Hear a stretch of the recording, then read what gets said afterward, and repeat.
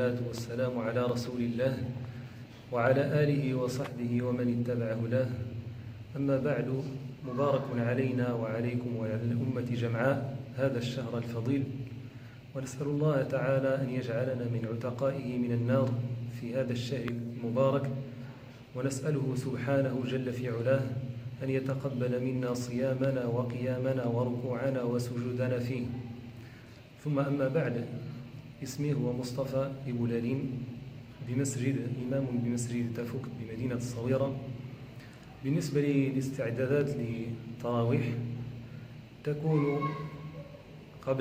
استعدادات قبل رمضان واستعداد قبل الصلاة. أما الاستعداد قبل رمضان فهو بمراجعة القرآن ومذاكرة القرآن في طيلة السنة، ثم استعداد قبل التراويح، وهذا الاستعداد يكون أولا بإفطار قليل، ثم مراجعة للمحفوظ الذي أدخل به إلى التراويح، وهذا أمر ضروري جدا للإمام إذا أراد أن يؤم الناس لا بد أن يقرأ الجزء الذي يريد أن يقرأ به، أن يصلي بالناس به.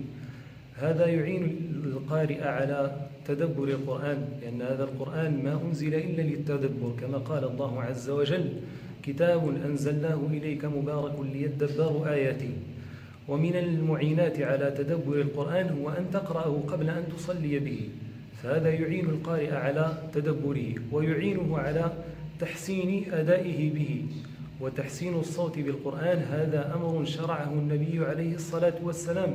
ففي قصة أبي موسى الأشعري رضي الله عنه قال له النبي صلى الله عليه وسلم: لو رأيتني وأنا أستمع إليك البارحة.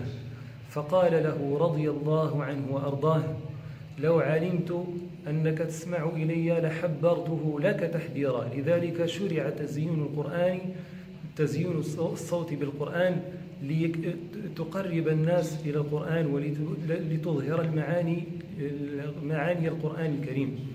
فهذا أول أمر، وهو قراءة المحفوظ مرة أو مرتين أو ثلاثا إن تيسر الوقت.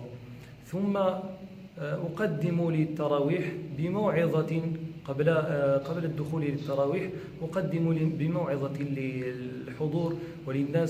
يستحسن بالإمام أن يعظ الناس ويذكرهم، فإن النبي عليه الصلاة والسلام كان يحرص على هذا الأمر، فكان يتخول الصحابة رضي الله عنهم بالموعظة.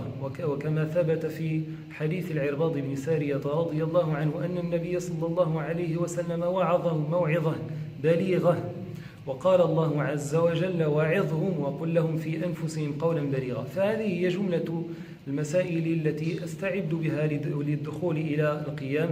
وصلى الله وسلم على نبينا عليه الصلاة والسلام. الحمد لله رب العالمين الرحمن الرحيم مالك يوم الدين إياك نعبد وإياك نستعين اهدنا الصراط المستقيم صراط الذين أنعمت عليهم غير المغضوب عليهم ولا الضالين.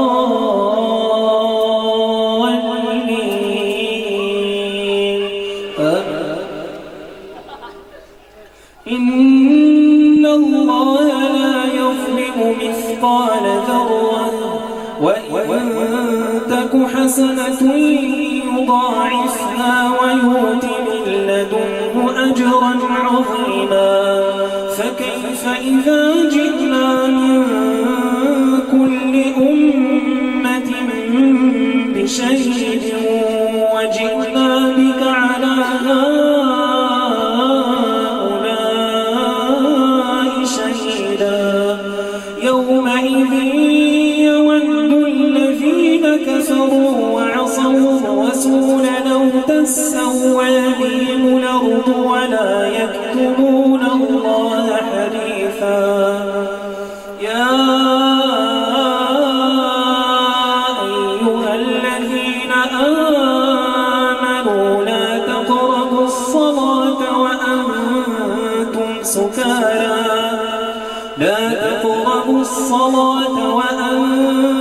سكارى حتى تعلموا